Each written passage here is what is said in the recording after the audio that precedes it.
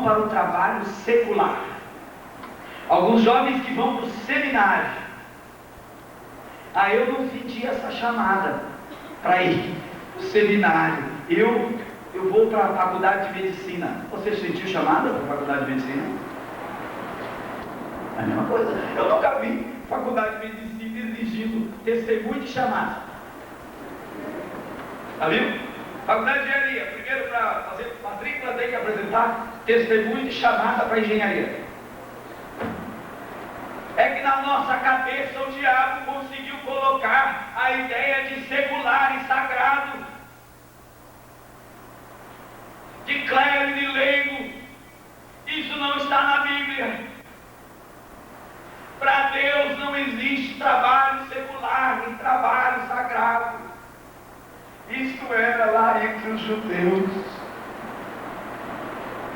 Vocês sabem, os levitas eram a tribo sacerdotal. As pessoas que vinham para a adoração dependiam de um levita para apresentar suas ofertas. Aquela tribo vivia dos dízimos. Os demais não podiam oficiar diante de Deus. Só podia entrar no Santo dos Santos o sumo sacerdote, levando sangue. Agora vocês entenderam? Vocês entenderam o que Jesus veio fazer? Será que já entendemos? Muita gente pensa que Jesus veio dar continuidade ao judaísmo.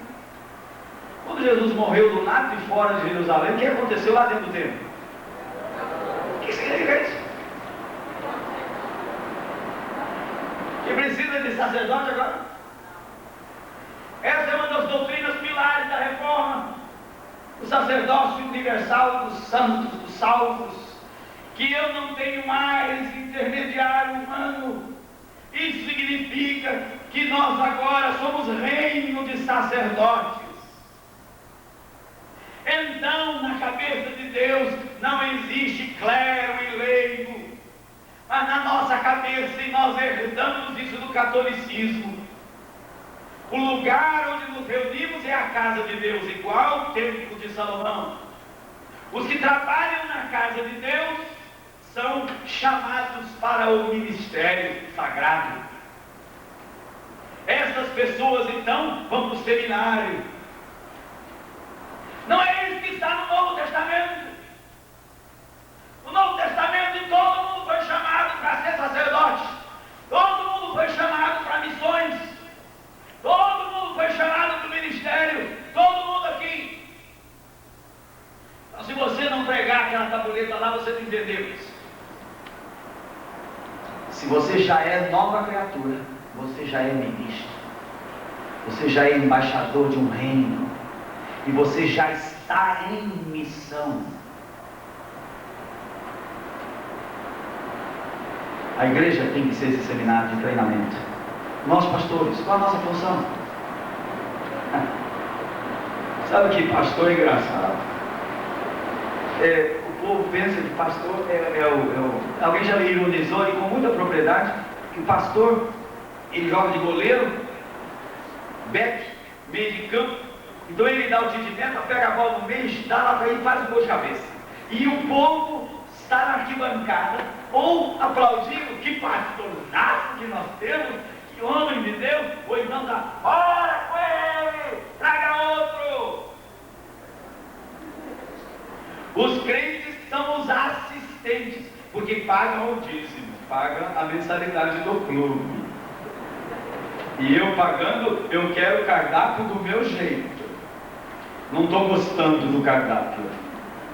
Eu pago a mensalidade realmente e a igreja tem que ser do meu jeito. Eu estou ironizando, mas isso é a realidade. Quando sabe qual é o trabalho do pastor? Deus chama alguns já ministros. Ele separa alguns para serem treinadores do rebanho. Esse é o papel dos líderes.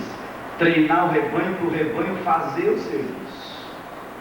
Então, em outras palavras, nós pastores temos que ser os Tele Santana da vida e não os Pelé da vida.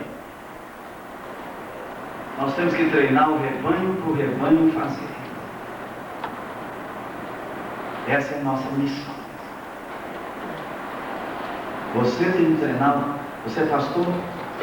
Não é porque foi chamado para o seminário, não. Não é seminário que forma pastor, não. Eu saí com 24 anos do seminário, ancião. Não é mais novo, ancião com 24 anos de idade. Porque a palavra presbítero é ancião, ou o mais velho. Pastor é o mesmo que presbítero e ancião. Eu saí com 24 anos ancião. Isso é muito estranho. A gente rala um tempão na vida, apanha daqui, apanha dali, porque é criança, neófito, não tem uma vida de experiência, machuca muita gente até você amadurecer.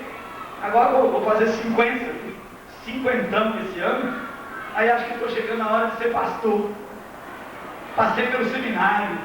Seminário é esta vida, e se as ovelhas reconhecem a autoridade espiritual na minha vida, eu posso ser pastor. Não porque tenho um diploma, não é o diploma de um seminário que me dá autoridade, é a minha vida que tem que me dar autoridade para ser pastor, para pastorear o rebanho. Não é seminário nenhum que forma pastor, e nossa denominação ensina isso. É a igreja que tem que reconhecer que aquelas pessoas Deus as separou para serem líderes do rebanho. Mas tem sido muito difícil praticar isso. E na mente dos crentes, o pastor é aquele que faz todas as coisas que ele ganha para isso. Aí ele batiza, ele dá ceia, ele faz os atos pastorais. Porque senão, olha, saláriozinho assim, ó. E nós pastores temos perdido nossa dignidade. Por quê? É muito falado no nosso meio que é mais digno o pastor de dedicação exclusiva. Então o pastor que trabalha em trabalho secular não é tão espiritual assim, né? É um pastor assim, meio pastor. Mas o pastor que trabalha de dedicação exclusiva, esse é mais espiritual. Gente, nós não aprendemos com Paulo certas coisas. Paulo fazia meio secular de vez em quando. Ele sustentava a própria equipe dele com o serviço dele. E quando nós dependemos totalmente do sistema, eu perco a voz profética. Eu tenho que pregar o que agrada os ouvidos. Eu não posso dizer a verdade toda do povo, porque eu dependo do povo. O meu salário vem dali para sustentar a minha família. E eu me vejo num sistema que eu preciso muitas vezes de denunciar. Nossa denominação precisa de homens e mulheres corajosos que tenham coragem de denunciar as coisas que estão fora dos princípios do reino de Deus. Você, meu jovem, precisa sair desse congresso compreendendo que já foi chamado. Se você já nasceu de novo, você já foi chamado. Não vai ter que sentir uma coisa passando pela espinha, uma coisa assim meio, eu não senti nada, então eu não fui chamado. Eu preciso sentir. As pessoas vêm e dão testemunho, irmãos, porque eu senti uma coisa me chamando. Eu creio que Deus pode fazer isso. Eu só bato nessa tecla. Se você é nova criatura, você já é ministro de Deus. Você já está em missão. Aonde? Onde você mora? Onde você vive? Como é que nós fazemos esse negócio de missão? A gente pensa que o trabalho do crente está escrito na Bíblia dos crentes. Sabe como? Sabe o que está escrito na Bíblia da maioria dos crentes? Ide por todo mundo e convidai a cada criatura. Não é isso? Nós, pastores, vamos para o seminário para fazer o curso de obstetras espirituais. Só nós sabemos fazer o parto. Os crentes não sabem, é coisa muito complicada. Mas os crentes sabem convidar. Aí os crentes se desenvolvem na arte de convidar pessoas para virem para as reuniões, para o pregador fazer o parto. Porque o crente comum não sabe. Não tem sido essa a nossa prática. Aí o pregador se esmera, estuda e prega, e aí, quantos querem entregar Jesus? Levante a mão. Eu já descobri umas coisas engraçadas. Um crente pregando o outro, ele estava melhor que a maioria, porque ele estava pregando mesmo. Ele chegou na hora do parto, ele não sabia o que fazer, mas ele lembrou da igreja. Você quer entregar a vida a Jesus? Quero. Não levanta a mão. E o outro, pior ainda, estava pregando com a pessoa que estava lá quase morrendo no hospital. E ele depois estava testemunhando, dizendo: eu preguei. E quando eu fiz o apelo, a pessoa não tinha condição de levantar a mão. Eu peguei na mão dela e levantei a mão dela. É isso que os crentes aprendem. Que essa é a tarefa do crente, é convidar. E meus queridos, pasmem, em termos orgânicos, o normal é uma pessoa gerar. A maioria dos casais que nós conhecemos tem filhos. Dá para você contar na mão casal que não pode ter filhos. O normal é ter filhos.